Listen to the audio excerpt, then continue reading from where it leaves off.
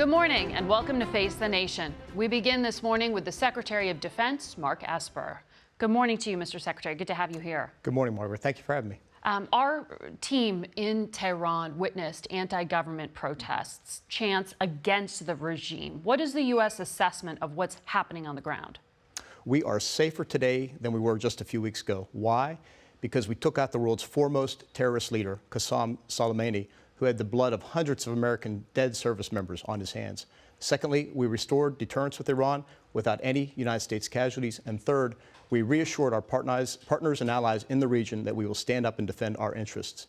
I think when you look at... In terms of restoring deterrence, there was Iran fired off missiles at the United States. We are confident we restored deterrence. And if you look to your question... You don't expect any further attacks on U.S. We do not expect any further attacks. But if you look at what's happening on the ground today, you have just yesterday in Tehran and other cities, Iranians chanting, "Death to the Ayatollah. We don't think America is our enemy."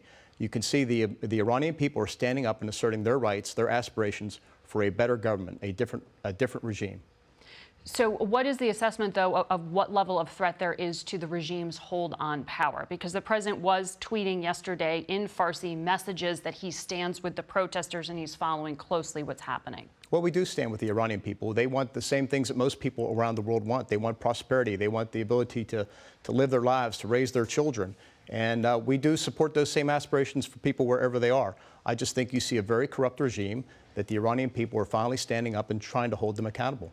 So is there still an offer to negotiate with that regime you call corrupt? Because by saying you stand with the protesters, it seems to be in contradiction to an offer to negotiate with the government they're protesting against. Well, it is still the legitimate government, if you will, of Iran. And what we've said, I've said publicly, the president certainly has said, is we will meet with them. We're willing to sit down and discuss without precondition a new way forward, a series of steps by which Iran becomes a more normal country. That offer still stands. That offer still stands. And if something happens to these protesters in the street, I mean, is there a line that the president won't meet with Iran? The president has drawn no preconditions other than to say we're willing to meet with the Iranian government. Okay. I want to ask you about the downing of this Ukrainian commercial airliner. The Iranian foreign minister admitted it was a mistake on their behalf, but also said essentially the U.S. contributed because of the escalation. What's your response to that? Well, first of all, it's a terrible tragedy. 176 people from many nations killed. It's a shame that the first reaction of the Iranian government to show their corruption wanted to say that it was American propaganda, when clearly it was just a horrible mistake. To somehow allow Iran to play the victim card with the international community is just ridiculous. These tensions started many years ago, 20 years ago, 40 years ago, and escalated in the past 12 months, led by the terrorist leader, Qasem Soleimani, who was escalating attacks against United States forces in the region, in Baghdad in particular, which ultimately led to the siege of the United States embassy there. I want to ask you about that attempt to breach the perimeter and the embassy, but also broadly the threat that the U.S. was tracking that has been described as imminent time and again by the administration. The president said last week that there was an attempt to blow up the U.S. embassy in Baghdad. Here's specifically what he said on Fox News. I can reveal that I believe it would have been 4 embassies, but Baghdad certainly would have been the lead. But I think it would have been 4 embassies, could have been military bases, could have been a lot of other things, too. But it was imminent. And then all of a sudden, he was gone. Why couldn't you share that specific threat with senators in a classified briefing?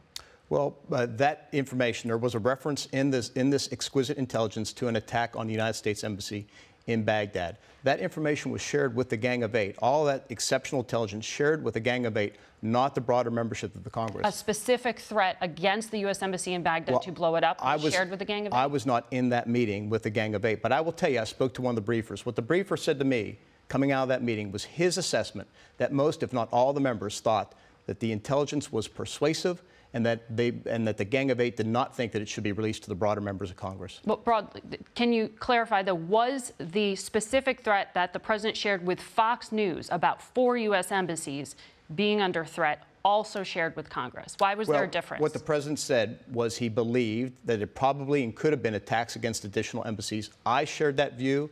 I know other members of the National Security Team shared that view.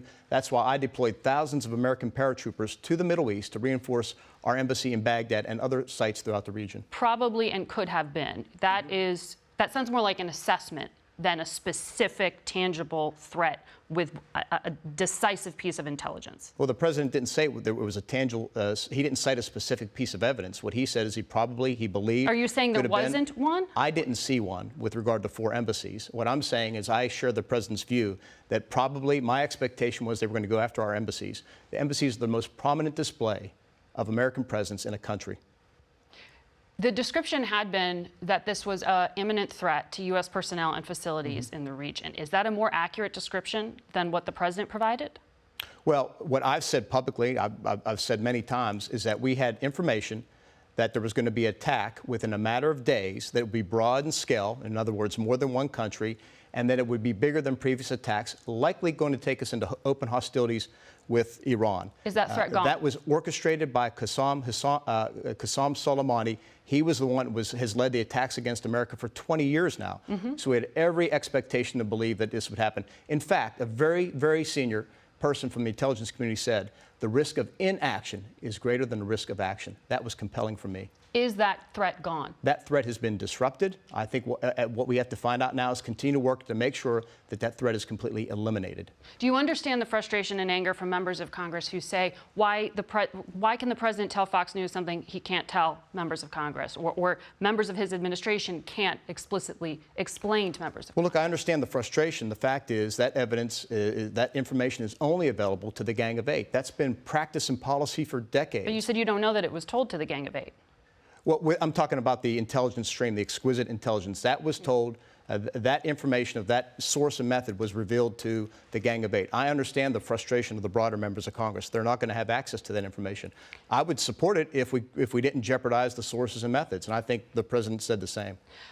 Senator Mike Lee, who will be with us on this program, also was frustrated with your briefing. And he said, why did you tell members of Congress that it would essentially be a negative message to try to call into question the authorization for military force in Iraq?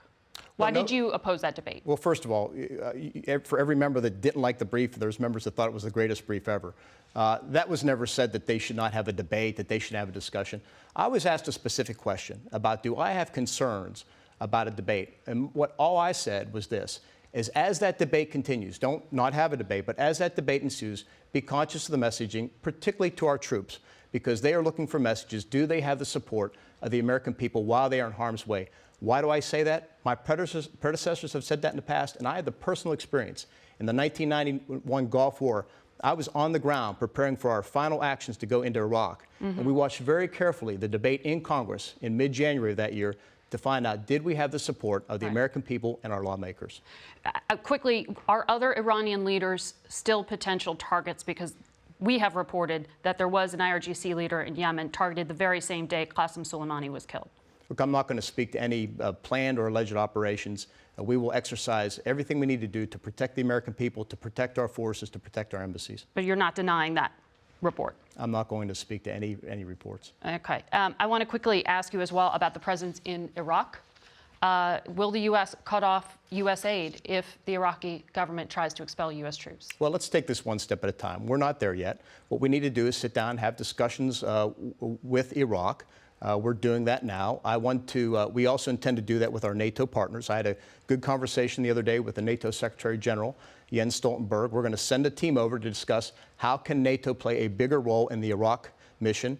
2 important missions there. One is to train, advise, and assist the Iraqi military, and number 2 is the enduring defeat of ISIS. We are committed to both those operations, and I think that we can work out a better way forward. Does plussing up a NATO presence mean drawing down the 5,000 U.S. troops? Well, it could. It's been my aspiration for some time to have a smaller footprint in Iraq and in the broader Middle East. No, I think that's a matter for commanders on the ground to assess. We have to look at what are the capabilities that our NATO partners can bring to the fore, and I think that has to be a process in full respect of Iraq's sovereignty. At the end of the day, the United States government wants what the Iraqi people want, and that is a strong, prosperous, and independent Iraq. On Saudi Arabia, we are reporting, CBS News is reporting that about a dozen or so Saudi service people may be expelled from the United States in the wake of that Pensacola shooting and an investigation. Is that the right number? What can you tell us about that? And what did the president mean when he said Saudi Arabia deposited $1 billion into a bank account in exchange for U.S. troop deployment? Well, 2 separate things. first of all, what you're referring to is an investigation being conducted by the DOJ and the FBI in the wake of that tragic shooting in Pensacola some few weeks ago.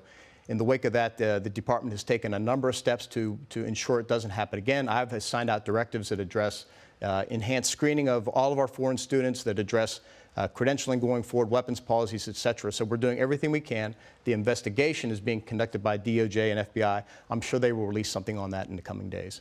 And the $1 billion into the U.S. bank account? Well, what the president is referring to is burden sharing. And burden sharing comes in many forms. When we talk to NATO, we talk about contributing more to their GDP to defense commitment. And the president's actions have resulted in hundreds of billions of dollars more being contributed by our NATO allies. But that's not a transaction like what he described. Well, it includes host nation support, it includes foreign military sales, it includes providing troops on the ground, and in cases, it provides helping to offset some of our operations and maintenance costs, which the Saudis are committed to doing, just as they did offset costs during the 1990 and 91 Gulf War.